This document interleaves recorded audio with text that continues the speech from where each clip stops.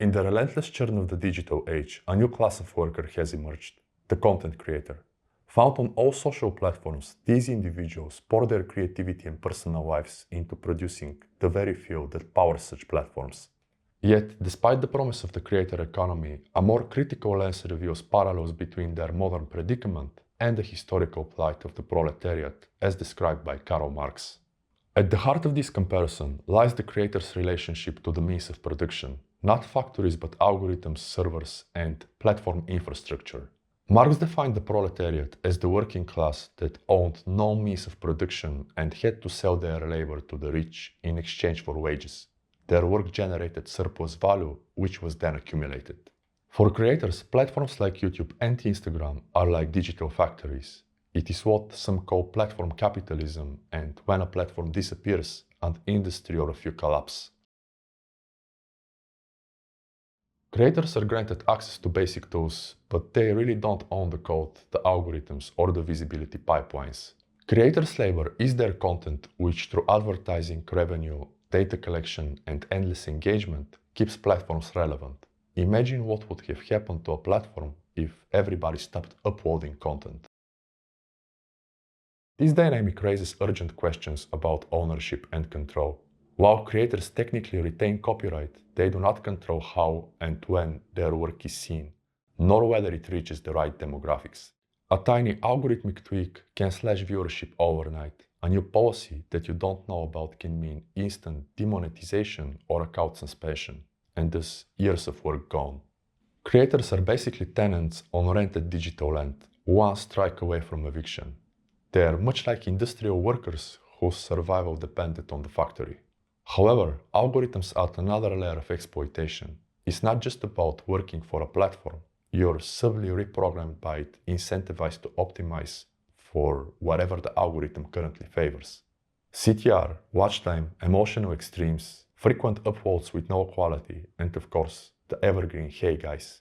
The creative act becomes a calculated response to a non-human gaze. The why behind the work, supposedly reflecting the soul of the creator, gets buried under metrics and trend chasing.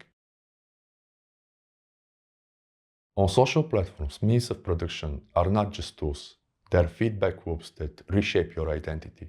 It's called surveillance capitalism, a system where the real product is your time, behavior, and emotions. You become both a worker and a commodity, producing not just content, but also yourself, your image and personality for extraction and monetization by the platform. The first big paradox is that most people enter this space to escape the quote-unquote corporate grind, the meetings, the KPIs, the pointless Zoom fatigue, hoping for autonomy, creative freedom, and meaningful work. In reality, they often recreate this very system, just in a different shape. Now the boss, or more likely God, is the algorithm. The KPIs are click-through rate and watch time. The meetings are comment replies, dealing with meaningless trolls and bots, confusing creator support chats, and at best brands, which usually give free products but seldom actually pay, as also emphasized by Christian Mategrab. The pressure is still there and is unreal, as you should push product and content regularly, pretty much simultaneously. The worst of all, no steady paycheck, no health insurance or free membership, and no HR to shield you from burnout or breakdown. Creators leave the corporate tower but let deeper inside the system, just without the illusion of stability. The second huge paradox is that many got into content creation mainly as an alternative to their immediate physical environment to which they've always felt disconnected. Ironically, algorithms test content locally first, not because of some artistic or cultural fit, but because it is easier to monetize locally or satisfy engagement benchmarks. They run on Gestalt principles like figure ground and proximity without necessarily understanding them. You could pour your soul into a video in fluent English and even add captions only for it to be shown to people who aren't your intended audience, and you'll never be told why, unless you really press creator support and ask them basically the same questions in different ways, pulling out words from their mouth.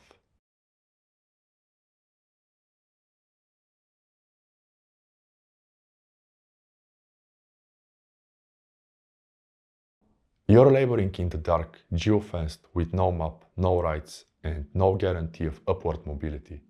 Doesn't this sound a lot like borders or segregation? Let me know how you would call it. Yanis Varoufakis calls it techno-feudalism. Quote, "This is how capitalism ends, not with revolutionary bang, but with an evolutionary whimper. So capitalism today is being toppled by a new economic mode, techno-feudalism."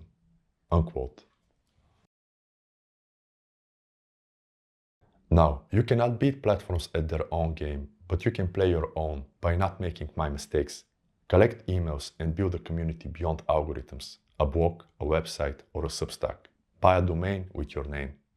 Create unapologetically based on who you are now, not 3 or 5 years ago. Serve 100 real, like-minded souls, not 100,000 ghosts expecting you to make stuff you no longer want to focus on.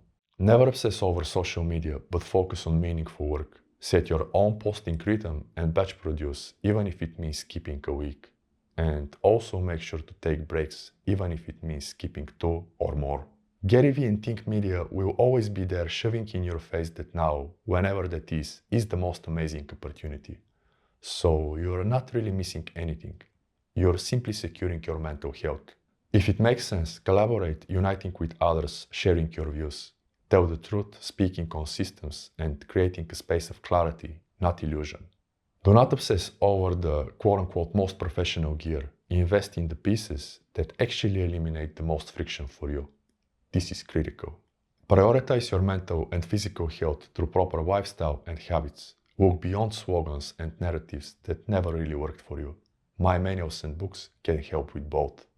Fuck personal branding, build a myth. Become a cross-cultural, cross-referential fusion of the egregores that really influenced you. It is the only way to really stand out. Rebel against the informational obesity with philosophy, ritual, and experience. Give people something to belong to, not just to consume. And if they don't, it wasn't meant for them in the first place. Always prioritize product over content, even if it means disappearing for a while. Probably this is the most difficult, or at least it was for me. Viewing creators through the lens of the proletariat isn't hyperbole, it's clarity. The creator economy isn't broken, it's working exactly as intended. Unless we name the structure, we stay trapped in it. Unless we own our tools, we stay rented. Unless we reclaim our reason for creating, we remain shaped by the machine. You don't need to go viral, you don't need to hustle until you end up with severe panic disorder. You just need to own your voice, your tools, your audience, and never forget the why. The world really doesn't need more content. It needs more creators who are awake. Peace.